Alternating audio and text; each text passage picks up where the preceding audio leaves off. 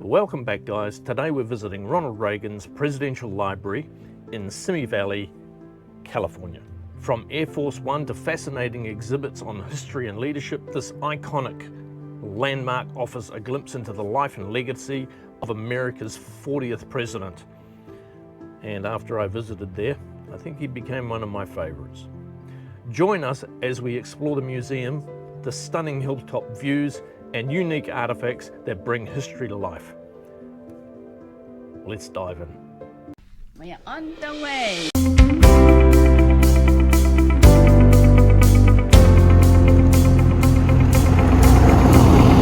In preparation for Canteen's 5 Peaks virtual challenge, we're getting our steps up to do 68 kilometres in March for young Aussies facing cancer. When young people face the mountain that is a cancer journey, they can feel isolated, exhausted and confused. It's terrifying and no one should face it alone.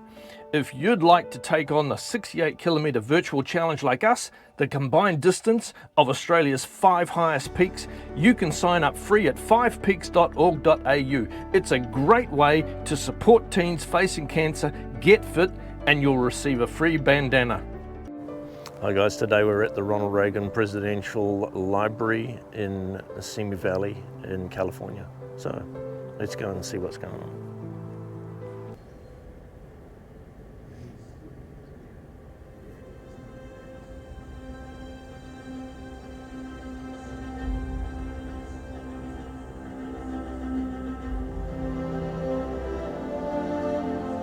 Welcome to the White House.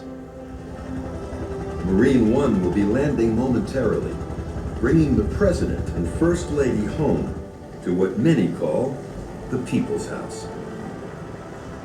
The White House grounds occupy 18 acres, and one of its most famous features is the South Lawn. It was first conceived by Thomas Jefferson, but didn't become the South Lawn as we know it until the White House was rebuilt after being burned down by the British in the War of 1812 during the presidency of James Madison. The familiar lawn has served many purposes. Sheep grazed here as late as Woodrow Wilson's term. Children enjoy the annual Easter egg hunt, restored to the South Lawn by Nancy Reagan in 1981. Foreign dignitaries are honored here.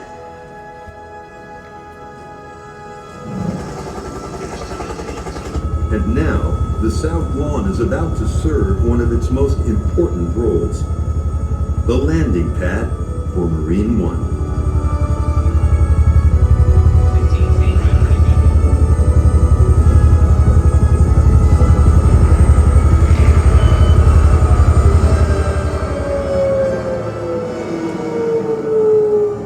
As the White House staff prepares for the President's arrival, we'll head inside, where we can meet with him in the Oval Office. A typical Washington thunderstorm has delayed the arrival, so we'll have only a few minutes with the President. He's been fighting a seasonal allergy, which you'll probably hear in his voice, as he shares some of his personal history about the most powerful room in the world. Mr. President, your cabinet meeting will be starting shortly. Thanks. Welcome to the Oval Office. Though I spent years in this office, I never thought of it as mine. I was just the latest temporary occupant in a long and distinguished line. Earlier still, Queen Victoria presented the magnificent desk to President Rutherford B. Hayes. Crafted from the timbers of Her Majesty's ship, Resolute, it's an enduring symbol of friendship. While I loved the desk, I must admit that it wasn't perfect. In fact, carpenters had to raise the desk a couple of inches. It was either that, or I would have had to lower my knees. The cumulative weight of so much history is inescapable. One feels surrounded by illustrious predecessors. So much so, in fact, that out of respect for this office and the events which have transpired in it, I almost never remove my suit coat. Of course, you can take your work seriously without taking yourself that way. Among the signs on the desk is one that reads, "There is no limit to what a man can do or where he can go if he doesn't mind who gets the credit." Not a bad philosophy, especially in Washington, D.C., a city of tall monuments and even taller egos. Still, the Oval Office is much more than a bully pulpit. In many ways, it is a mirror held up to the American people. I look forward to meet a cross-sampling of American heroes, whether that's throwing a ball, protecting a neighborhood, or hugging a child. And the world came calling as well. Mother Teresa visited this room. So did Margaret Thatcher and Mikhail Gorbachev. Unfortunately, for all the power possessed by an American president, there are some things beyond his control. Here I met with hostages newly released from the hell of Beirut. I'll never forget the feeling of horror that accompanied the explosion of the Challenger space shuttle. For the morning I invited congressional leaders over to hear a tape recording of a Soviet pilot locking on to the ill-fated Korean flight 007. It still chills my blood to think of those 269 innocent passengers. And it was here that I first learned of Nancy's impending cancer surgery. So you see, you don't just give speeches in the Oval Office. You also say prayers. And America was introduced to the man who would become known as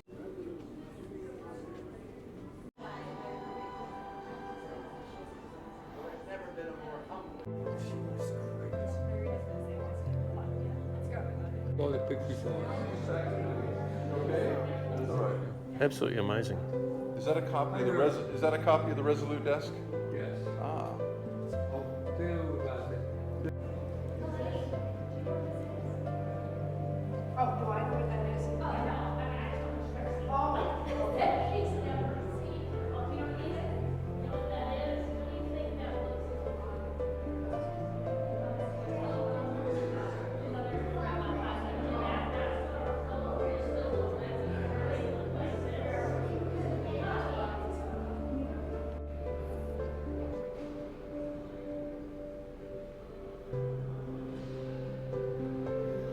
This is Air Force One, and down the bottom are some of the limousines and armoured cars and bits and pieces.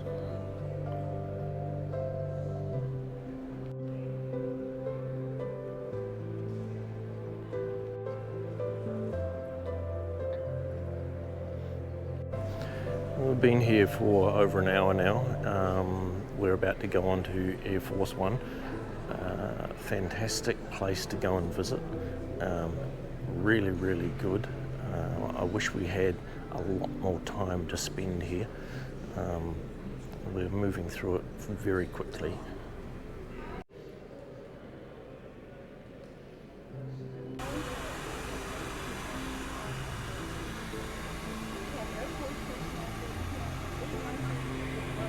Can I get you to step down a little bit? Yep, sure.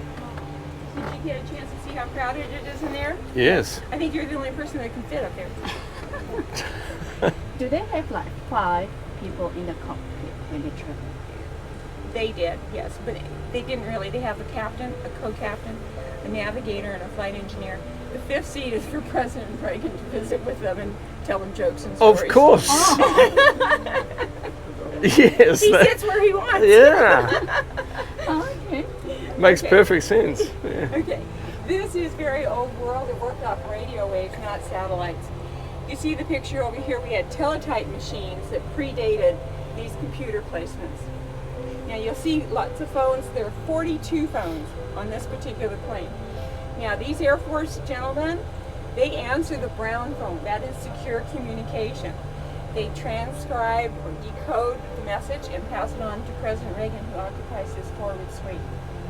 Make sure you notice down here, this black suitcase or satchel, it's called the football. It's not a real football, it has nothing to do with the National Football League. What it is if we are being attacked, we have incoming missiles, the president can enter some codes, he has some private numbers, and he codes them in. And when he does that, it initiates or it starts a defensive action. A defensive action is if someone comes to hit you, that's offense, and you want to do a defense, you want to get that. You want to protect yourself. So this would be just for defense. We're not going to try to attack anybody. We just want to stop missiles from coming in. Got it? Okay, it's up here for display purposes. In reality, it would be attached to a military aid, and our version of a military aid is 2 compartments back. Okay? You got it? Okay, there's going to be a question. No. Yeah, there are going to be questions at the end. That's right. That's Test. how to get off. You've got to pass the test. Or you have to stay on the cliff. I did. I heard it. Thank you very much.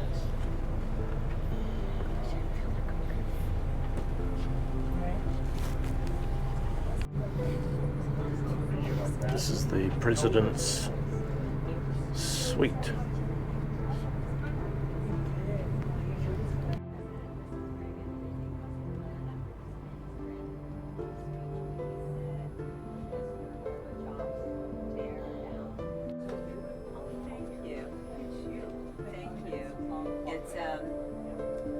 It's very good.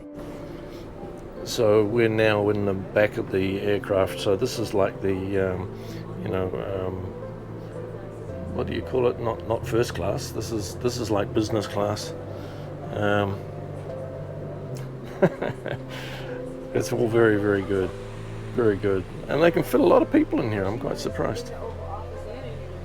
And of course, all these people have to work. And this is the kitchen where they would make meals and things, and chocolate cakes.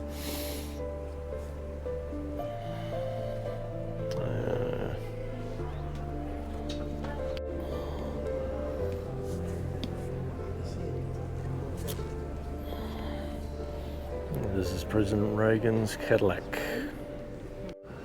Okay, so this wall has a whole heap of images of the old presidential aircraft that have been used over the last, I don't know, well, say 100 years.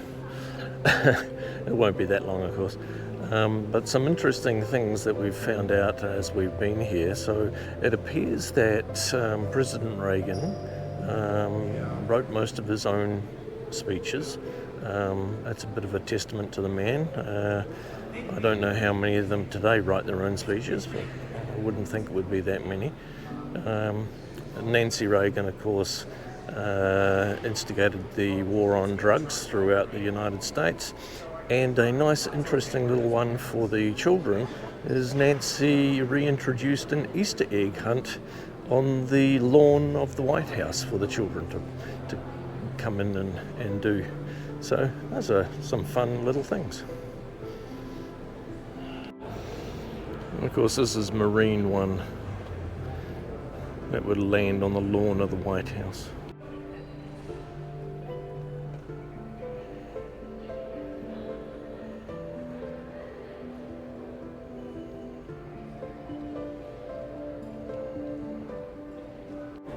All right, here we go into Marine One.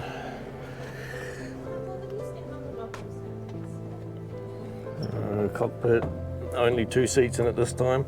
So there's a little seat here behind the thing there. Maybe Reagan sat there because he liked to tell jokes and things. And I'm banging my head. He would have banged his head a few times coming through here, I'm sure. I'd lay money on it. But you're about the size of Nancy, so you won't bang your head on anything. I can't stand up straight. I got to bend over all the way through.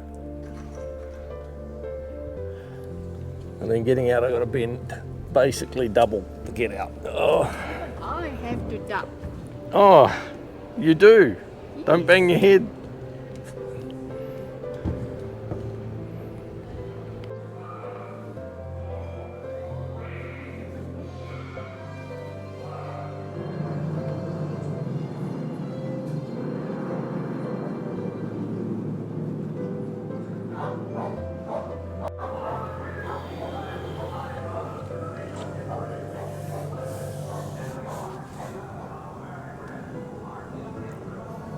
A tunnel through the Berlin Wall.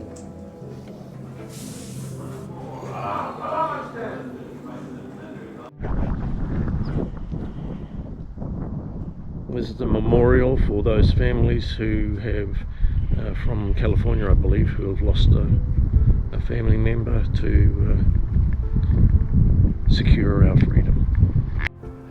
Ronald Wilson Reagan was laid to rest here in 2004, and his wife Nancy joined him in 2016.